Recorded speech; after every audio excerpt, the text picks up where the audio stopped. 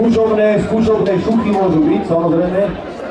Toľko času vám musíme doprávať, ale není dobrá taktika príliš veľa rozcvičovaná, lebo síly budú chýbať v samotnej jazde. Takže ste pripravení? Môžeme ísť na to? Výborné, výborné. Takže pripraviť sa, pozor, šťuť! No tak toto je vyrovnanejší, závod, tam nehovoríte vyrovnané. Je to nula, a je to tam! To bol prvý jazdco. Dvojka, rádi sa to, ale velice testé. Juraj Šímo Pezivek, víťaz druhej rozjazdy. Zase nulová. Ale velice testé. Márko Holečka na 3. mieste a Miroslav Čevela druhý, ale velice testé, 9.3/4.